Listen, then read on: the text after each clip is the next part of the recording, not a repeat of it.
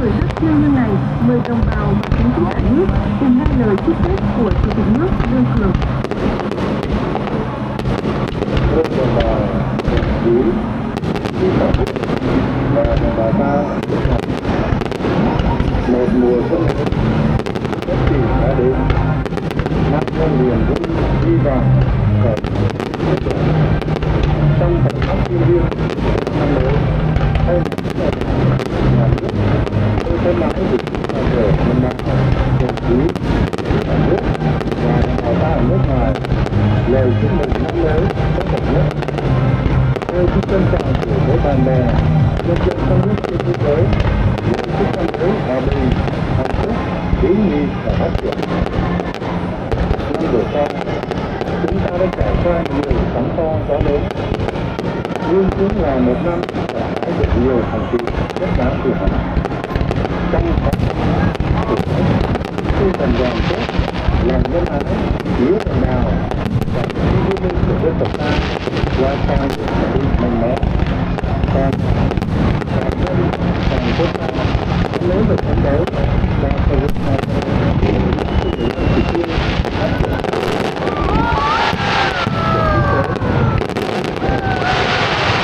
rồi sống vật chất và tinh thần của nhân dân không ngừng được cải thiện và nâng cao. Chính trị xã hội của mình, quốc phòng và an ninh được tăng cường, đối ngoại mở rộng, được bạn bè quốc tế trân trọng, đánh giá cao. Mỗi người dân Việt Nam ở trong nước hay ngoài nước, từ công nhân, nông dân, doanh nhân, đến các chiến sĩ, các địa phương, hải đảo, các thôn đều có quyền tự hào về sự đóng góp vào thành tựu. Năm 2025 là năm của các thực hiện quan trọng đất nước, năm cam kết tạo nền tảng đưa nước bước vào kỷ mới thì giúp phát triển ngày nay và vĩ đại và quyền với lòng dân về mục tiêu vươn lên của đất nước. Mặc dù còn nhiều khó khăn thử thách, song Việt Nam vẫn luôn tiến về phía trước, không gì có thể ngăn cản được khát vọng của mình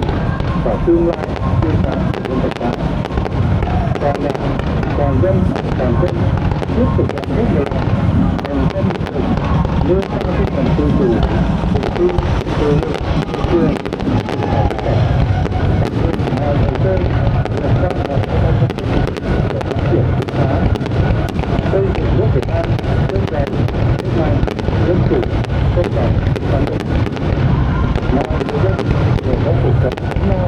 tự do, hạnh phúc, đóng góp ngày càng nhiều cho hòa bình, ổn định, phát triển của thế giới. Trong không khí rất trời giao hòa, lòng người cảm động, hân hoan chào đón xuân mới. Một lần nữa, tôi chúc toàn thể đồng bào, đồng chí, chiến sĩ cả nước và đồng bào ta ở nước ngoài một năm mới mạnh khỏe, an khang, vượng, năm mới đức bình, tinh thần được mới và thân ái.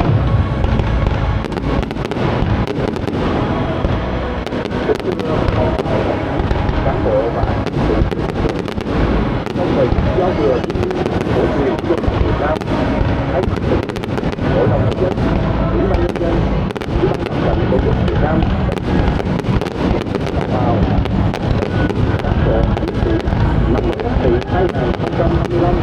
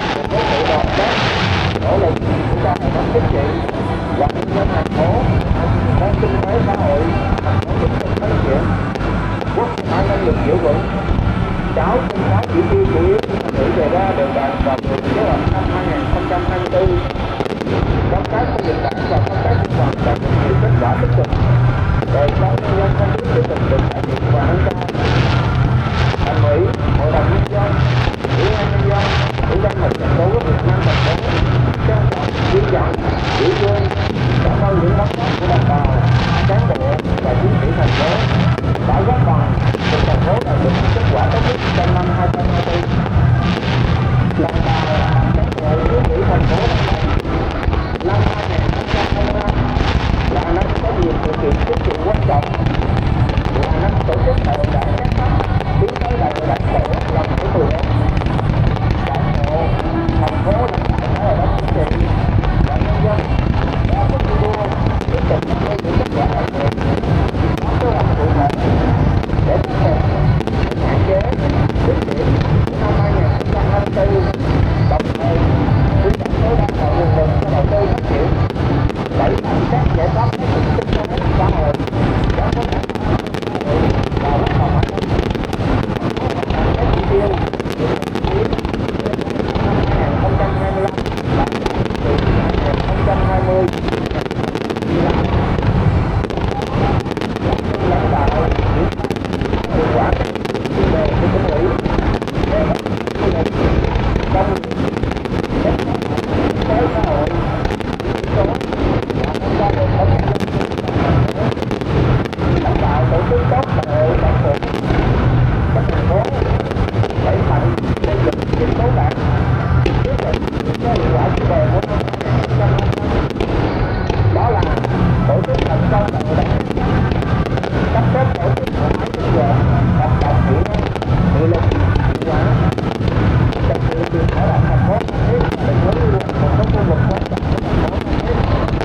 tập trung chỉ đạo phối hợp với tháo gỡ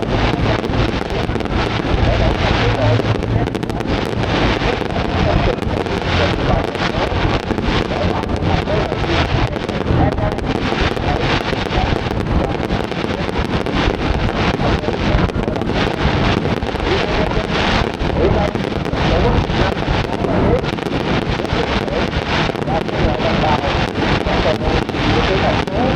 tiếp tục